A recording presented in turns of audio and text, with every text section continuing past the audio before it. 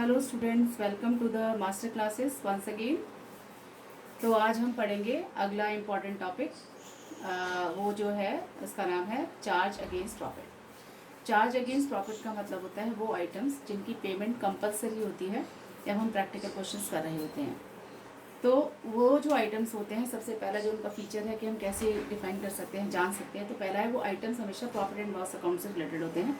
उनकी एंट्री हम कभी भी profit and loss appropriation account में नहीं करेंगे, यानी अप्रोप्रिएशन अकाउंट में नहीं करेंगे। दूसरी जो बात है वो है कि इनकी कंपलसरी पेमेंट होती है इरिस्पेक्टिव ऑफ प्रॉफिट। इनकी these items are paid compulsory irrespective of profit का मतलब होता है कि ऑर्गेनाइजेशन को प्रॉफिट हो या लॉस हो, हर एक कंडीशन में जो आइटम चार्ज अगेंस्ट प्रॉफिट होते हैं उनकी पेमेंट करना ज़रूरी होता है। एग्जाम्पल है जैसे रेंट पेड टू पार्टनर्स या इंटरेस्ट ऑन पार्टनर्स लोन। तो ये जो आइटम्स हैं आपको बहुत ही ध्यान में रखने हैं। इनको आपको profit and loss appropriation account में नहीं ट्रांसफ़र करना है, इनको हमेशा प्रॉफिट एंड लॉस अकाउंट में आपको ट्रांसफ़र करेंगे। फिर उसके बाद जो नेट प्रॉफिट्स में इन दोनों आइटम्स को माइनस करने के बाद जो प्रॉफिट आएगा उस प्रॉफिट को हम profit and loss appropriation account में ट्रांसफ़र करते हैं। तो ये तो बात होगी चार्ज अगेंस्ट प्रॉफिट की। Now the next thing is appropriation of profit. जो वो आइटम्स जो एप्रोप्रिएशंस ऑफ द प्रॉफिट होते हैं वो आइटम्स हमेशा प्रॉफिट एंड लॉस एप्रोप्रिएशन में अकाउंट में आएंगे, ना कि प्रॉफिट एंड लॉस अकाउंट में। तो हमेशा याद रखना एप्रोप्रिएशन प्रॉफिट जो आइटम्स होते हैं are related with the profit and loss appropriation account, और इनकी पेमेंट जो होती है वो कंपलसरी नहीं होती है। जैसे हमने बोला एप्रोप्रिएशन का मतलब होता है कि अगर ऑर्गेनाइजेशन ने सफिशिएंट प्रॉफिट अर्न किया है तभी उनकी पेमेंट की जाएगी, तभी हम एप्रोप्रिएशन कर सकते हैं, अदरवाइज नहीं कर सकते।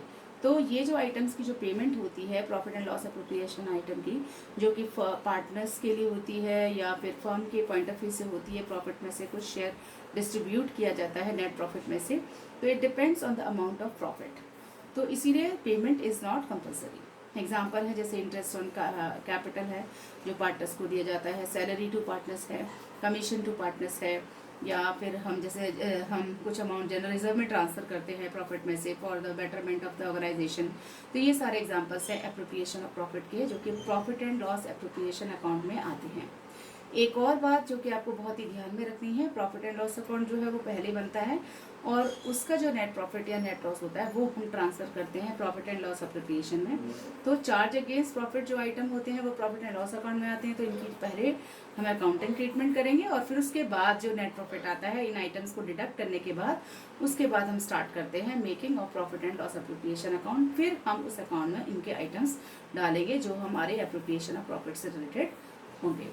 तो नेक्स्ट जो इम्पॉर्टेंट जो है टॉपिक है वो हम अब स्टार्ट करते हैं कि various important accounts which are prepared in the partnership. तो टाइप्स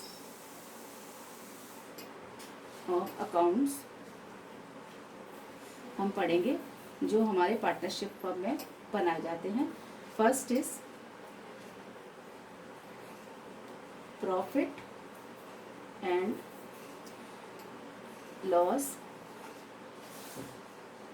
एप्रोप्रिएशन अकाउंट। दूसरा जो बना जाता है वो होते हैं हमारे पार्टनर्स कैपिटल अकाउंट।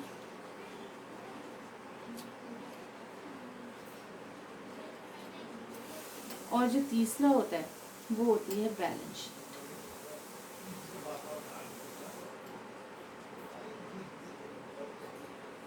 तो ये तीन मेन अकाउंट्स होते हैं। पहला होता है profit and loss appropriation account, दूसरा होता है पार्टनर्स कैपिटल अकाउंट और तीसरा होता है बैलेंस शीट। अब मैं आपको सबसे पहले एक फॉर्मेट बनाऊंगी और फॉर्मेट जो होता है उसमें हर एक चीज़ बहुत ही इम्पॉर्टेंट होती है जब भी आप बनाएंगे, क्योंकि फॉर्मेट के भी मार्क्स होते हैं। तो first format is profit and loss appropriation account, जो कि मैं आपके लिए बना रही हूँ।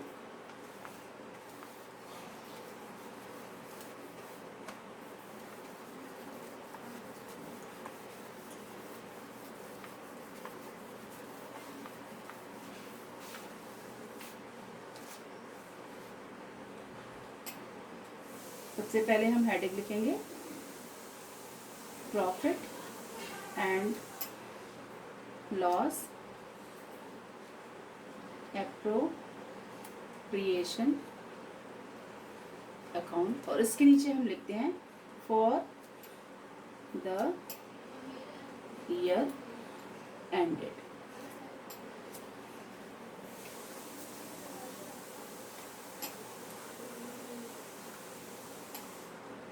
डेट है तो डेट लिख देंगे हम, last date of the current year.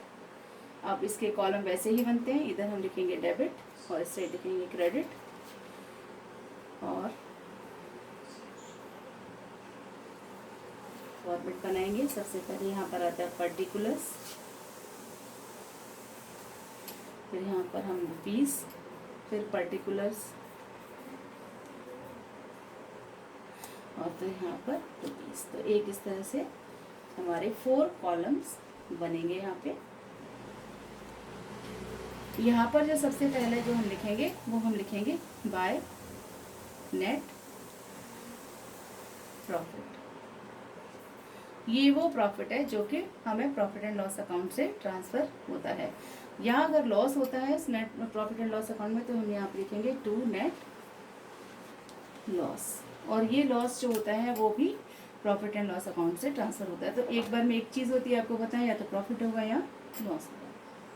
Next item जो हम लिखते हैं अब वो हमारा आता है टू इंटरेस्ट ऑन कैपिटल। जितने भी पार्टनर्स हैं, एक्स है सपोज, वाई पार्टनर है, तो उनका हम यहाँ पर लिखेंगे और यहाँ पर टोटल हम उनका कर देंगे। ठीक है। इसके बाद जो नेक्स्ट आइटम आता है वो होता है टू सैलरी। सैलरी है, अगर एक्स की है, वाई की है, तो वो हम यहाँ पर लिख देते हैं। इसके बाद आता है टू कमीशन, फिर इसके बाद आता है टू नेट। अगर इधर का टोटल जो है वो ज़्यादा है तो यहाँ पर आएगा नेट, यहाँ पर आएगा प्रॉफिट। नेट नहीं लिखेंगे, यहाँ पे लिखेंगे हम प्रॉफिट।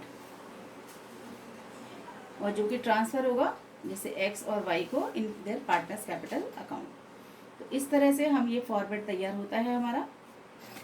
और इधर जो आइटम आते हैं वो आते हैं हमारे बाय इंटरेस्ट ऑन ड्राइंग्स। जैसे एक्स की कितनी है, वाई की कितने देना पड़ेगा उसे इंटरेस्ट ड्राइंग्स पे, टोटल यहाँ लिखते हैं। और अगर इधर का टोटल ज़्यादा है तो यहाँ पर आता है बाय लॉस, जो कि ट्रांसफर होता है टू कैपिटल अकाउंट। ये भी पार्टनर्स के प्रॉफिट जो होता है वो भी, प्रॉफिट जो है वो भी उस तरीके ट्रांसफ़र होगा, और ये भी पार्टनर से कैपिटल अकाउंट में ट्रांसफ़र होगा, जैसे एक्स करके और वाई का। तो ये है हमारा फॉर्मेट जो कि हमें profit and loss appropriation account का बनाना होता है। आप इसको नोट कर सकते हैं। तो आज के लिए इतना ही। अगर आपको कोई डाउट है तो you can write in the comment box. और अगर वीडियो आपको अच्छी लगी है तो आप इसको लाइक कीजिए, शेयर कीजिए, सब्सक्राइब कीजिए। Thank you. आज तक के लिए इतना ही। Bye bye.